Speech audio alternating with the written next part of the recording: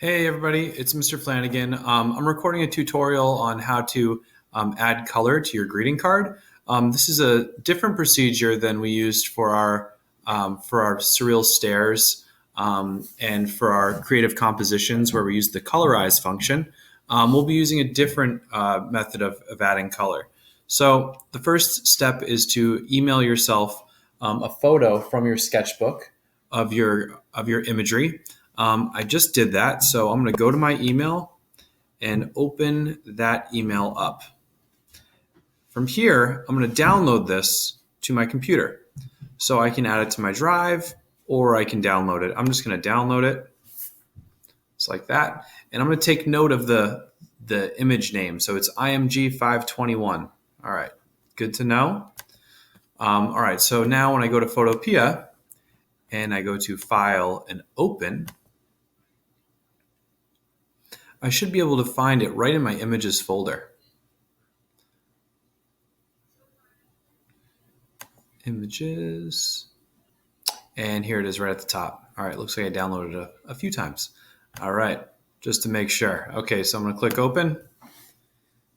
Selected that image, clicked open. Now, I want to create another composition to bring this image into, just to make sure it's the right size. So I'm going to go to File and New.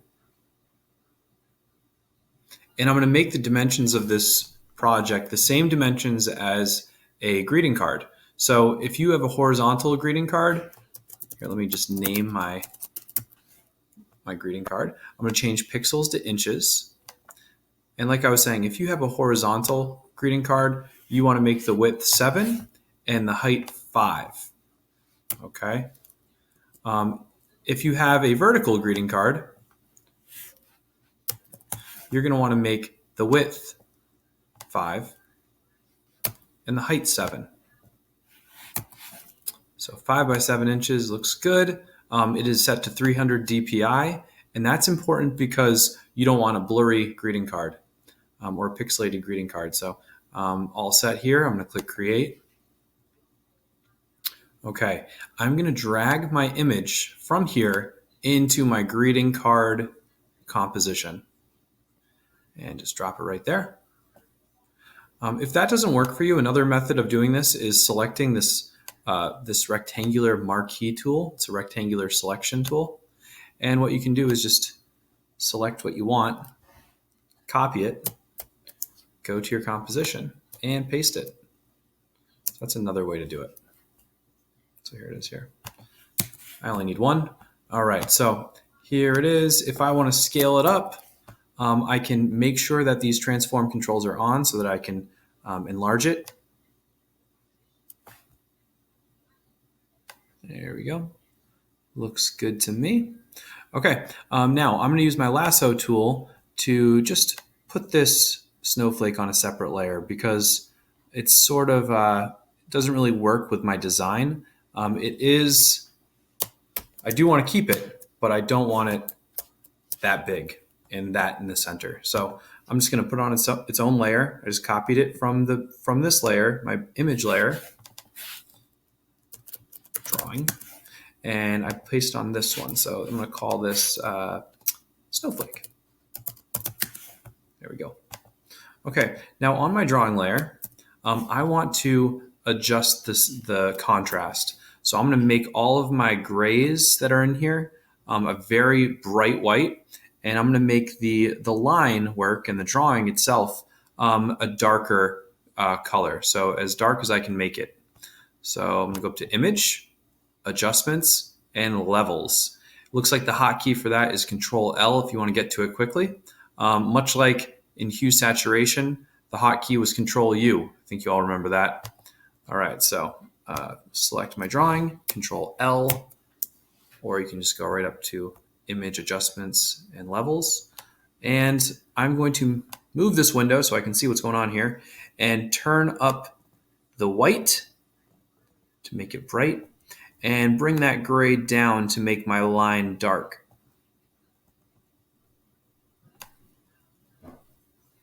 Pretty good to me. All right, okay. Now, the next step, I want to, on this drawing, I want to make sure that this drawing is set to a blending mode called darken. And by doing this, all of the white that you see is going to be transparent, okay? And everything that's black is going to stay black. Watch what I mean.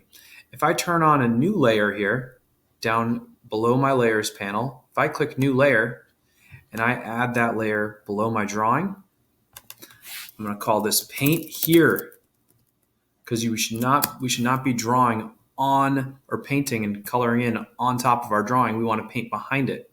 And because I put that blending mode on it, it says darken. When I paint here, it's going to let anything that's a color pass through where it's white. So I'm going to use my brush tool right here, and I can, let's see. Yeah, I think I'm going to make this brush a little bit bigger. Get this job done a little quicker. There we go. And as you can see, I'm going to zoom in, Control plus. As you can see, wherever I color, that color is shining right through. Beautiful. There we go. And I'm going to work within a color palette. I'm going to keep this, let's see, oops, make sure I'm painting on this back layer here. If I want to change my color, I just go right over to where you see the color being used, click it, and change that color to something I want. The full range of hues are right here. The whole Roy G. Biv spectrum and everything in between, as you can see over here. So I'm going to select color. That works.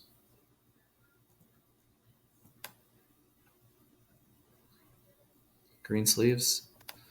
I don't know about this. No fashion designer, that's for sure.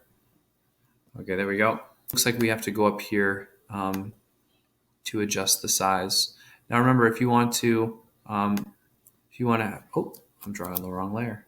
Go to that paint layer. There we go.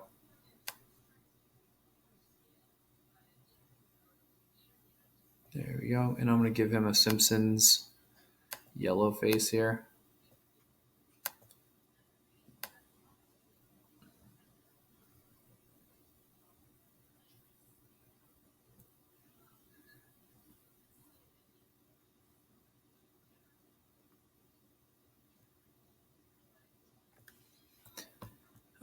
Another handy tool is right here. This is the eyedropper tool.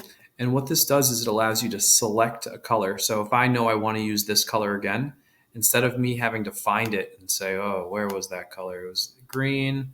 It was sort of a variation of green in here somewhere. Instead of doing that, I can just use this dropper tool to pull the color. Now watch my box where it's yellow here. When I select this, it changes the color. So I pull that color right from where it is here, and now I can use it again. So I'm going to use my brush now and go back to coloring in with that color I had just pulled from my drawing. Maybe let's also add the text from dafont.com. So I'm going to go over to dafont.com. I'm going to type in my message after I select a theme. And I think the theme I'm going to use is calligraphy. There's also Christmas and some other things. After I select my theme for my font, because remember, fonts have feelings. They can communicate ideas and they can communicate a certain feeling and aesthetic. So it's the little things in life. That is my message. Because as we saw, my imagery is a boy chasing snowflakes, and snowflakes are little. So it's a little bit of a literal take on the phrase or saying, but it works. So I'm going to zoom in on this, make this pretty large. And then I select Control, Alt, and Boxy Line. It's right above 6. And I'm going to take my screenshot here.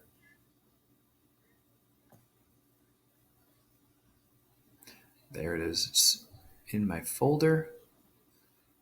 All right.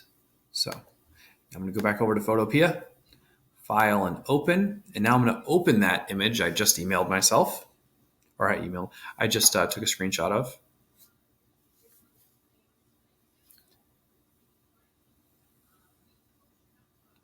And I'm going to use the same procedure that I did for my drawing. I'm just going to bring it right into my composition that is 5x7. There it is. There's my screenshot. So again, it's Control Alt and Boxy Line, which is the key right above the 6. There we go. Here it's opening.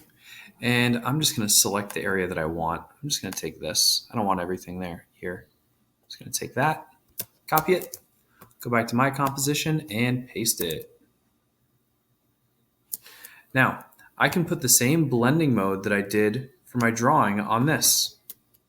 And it's going to be great because when I do that,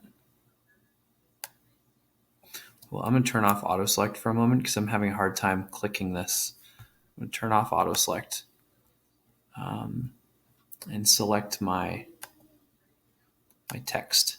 There we go. I'll bring that up here.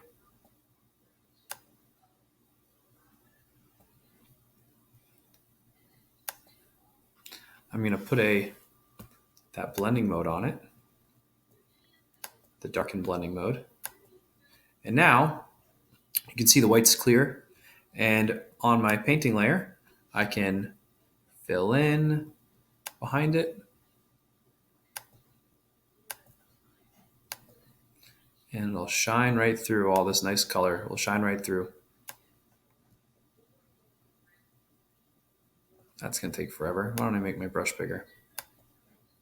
There we go.